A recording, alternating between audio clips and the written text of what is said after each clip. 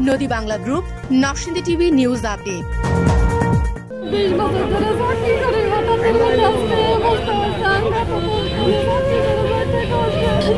কষ্ট আর নাই।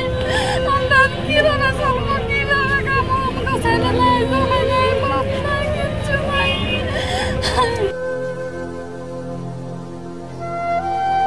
হামলা ভাঙচুরের পর অনির্দিষ্টকালের জন্য বন্ধ পলাশের জনতা জুট মিল। নরসিংদীর পলাশে 14 দফা দাবিতে বৃহস্পতিবার রাতে বিক্ষুব্ধ একাংশ শ্রমিকদের হামলা, ভাঙচুর ও লুটপাটের পর জনতা জুট মিল লিমিটেড অনির্দিষ্টকালের জন্য বন্ধ ঘোষণা করেছে কর্তৃপক্ষ। শনিবার সকালে মিলে বন্ধ ঘোষণার নোটিশ টানিয়ে শ্রমিকদের তা জানানো হয়। মিলটিতে 7,000 শ্রমিক কর্মরত ছিলেন। পুনরায় চালু করার সুনির্দিষ্ট তারিখ ঘোষণা না করে বন্ধ ঘোষণায় শ্রমিকদের মধ্যে অসন্তোষ দেখা দিয়েছে। বন্ধ ঘোষণার পরে মিলটির কলোনি ছাড়তে বাধ্য হচ্ছেন বসবাসরত হাজারো শ্রমিক। জনতা জুট মিলস লিমিটেডের পক্ষে জেনারেল ম্যানেজার মোহাম্মদ মতিউর রহমান স্বাক্ষরিত অফিস আদেশে বলা হয়, জনতা জুট মিলস লিমিটেডের গত 3 সেপ্টেম্বর হতে 6 সেপ্টেম্বর মধ্যবর্তী বিভিন্ন সময়ে কিছু সংখ্যক দুষ্কৃতিকারী প্রতিষ্ঠানের অভ্যন্তরে দাঙ্গা হাঙ্গামা, বেআইনি ভয়ভীতি প্রদর্শন এবং ভাঙচুরে লিপ্ত আছেন। এমতাবস্থায় প্রতিষ্ঠানের স্বাভাবিক উৎপাদন কার্যক্রম পরিচালনা অসম্ভব হয়ে পড়ায় আর নয় ভাড়া বাড়ি, এবার ভাড়ার টাকায় নিজের বাড়ি, নগদ অথবা কিস্তিতে বুকিং দিয়ে আপনিও হতে পারেন একটি ফ্ল্যাটের গর্বিত মালিক।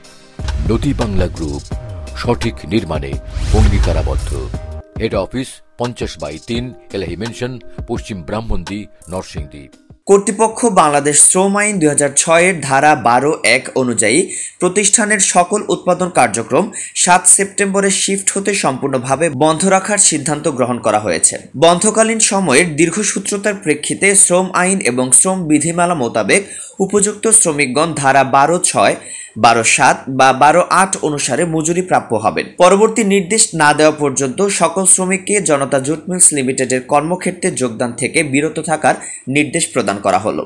গত বৃহস্পতিবার 5 সেপ্টেম্বর রাতে বাঘপাড়া গ্রামে অবস্থিত আকিজ বশির গ্রুপের মালিকানাধীন জনতা জুট মিলস লিমিটেডের 14 দফা দাবিতে হামলা চালিয়ে ভাঙচুর করে মিলের বিক্ষুব্ধ শ্রমিকরা। হামলায় মিলের প্রশাসনিক ভবন, লেবার অফিস, নিরাপত্তা অফিস, গেস্ট হাউস সহ বিভিন্ন অফিস কক্ষে ব্যাপক ভাঙচুর ও লুটপাট করা হয়। এ সময় বাধা দিতে গিয়ে মিলের 6 নিরাপত্তা কর্মী আহত হয়। খবর পেয়ে র্যাব, পুলিশ ও সেনাবাহিনীর সদস্যরা গিয়ে পরিস্থিতি নিয়ন্ত্রণে আনে। Report Tahmina Shashi, Narsingdi TV.